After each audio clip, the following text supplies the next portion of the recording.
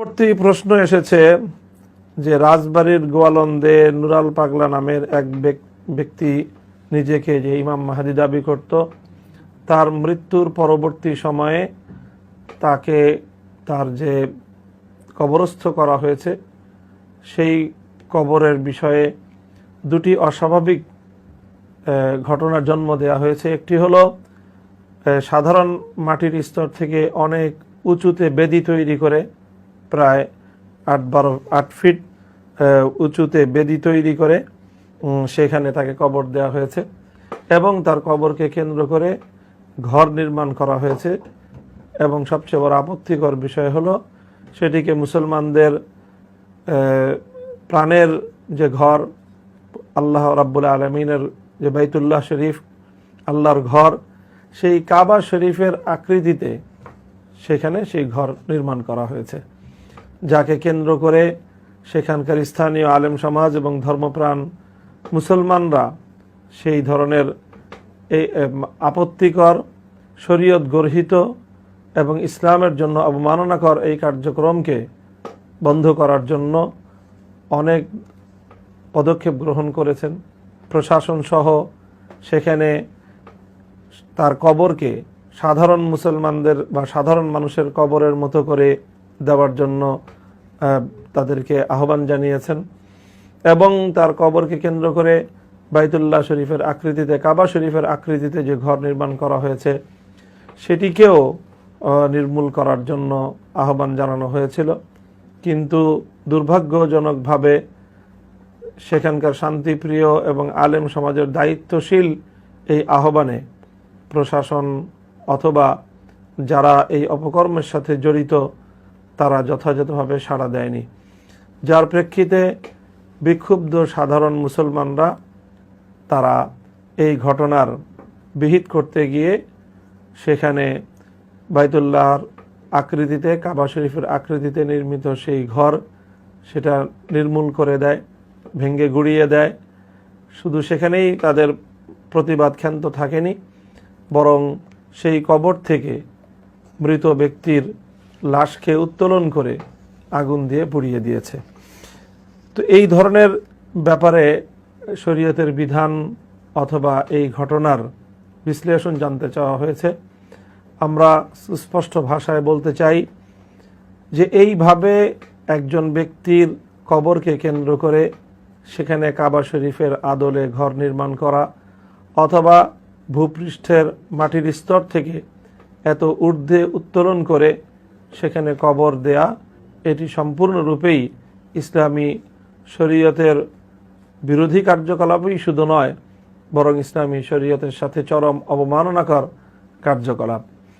রাসূল আকরাম সাল্লাল্লাহু আলাইহি ওয়াসাল্লামের যুগে এভাবে পবিত্র বাইতুল্লাহর আকৃতিতে এমন ঘর নির্মাণ করার ঘটনা আমরা ইতিহাসে খুঁজে পাই।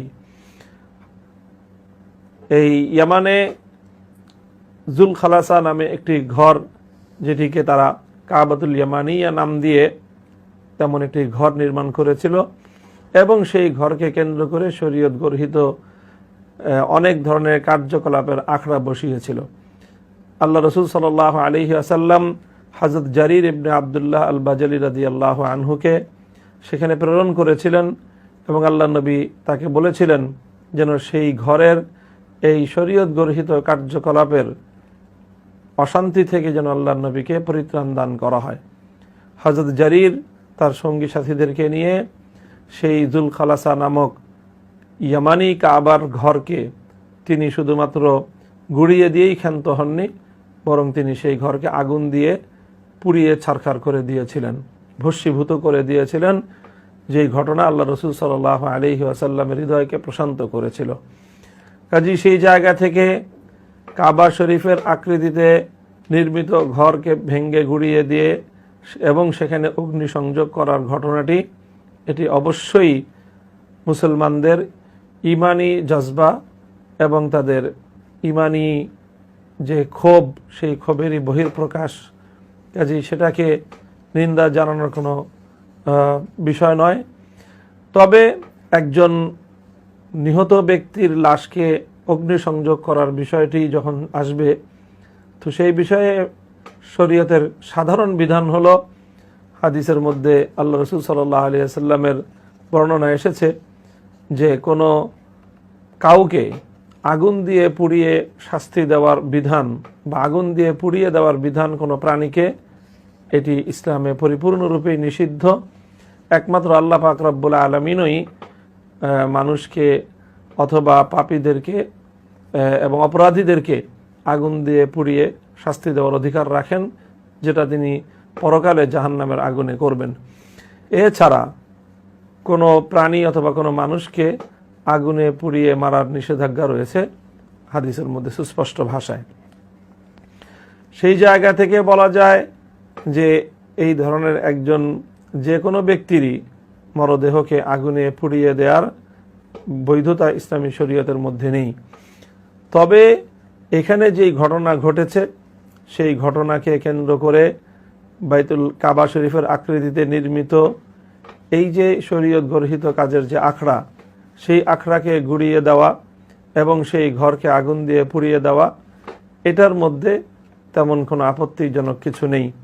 এবং এই লাশ সেখান থেকে উৎখাত করে দেওয়া, এটাও আমি মনে করি যে এটা তেমন আপত্তিকর কোনো বিষয় ছিল না, কারণ এই লাশটা ওখানে থাকলে এটাকে কেন্দ্র করে আবার নতুন করে বা পরবর্তীতে তারা ইসলামী শরীয়ত বিরোধী নানা কার্যকলাপ পরিচালনা করার সেখানে সুযোগ পেত।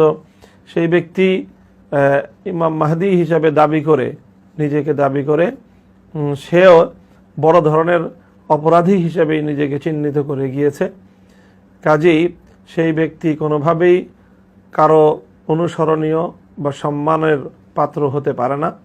তাকে কেন্দ্র করে যে ঘটনাগুলো ঘটেছে, এক্ষেত্রে আমাদের অনুসন্ধানে সেখানে সেই লোকের নুরাল পাগলার যে আত্মীয় স্বজন এবং তাকে কেন্দ্র করে যে চক্র সেখানে গড়ে উঠেছে, ইসলাম বিরোধী একটি চক্র, যাদের ইতিমধ্যে আমাদের কাছে যে তথ্য এসেছে সেখানে তারা ওই নুরাল পাগলাকে কেন্দ্র করে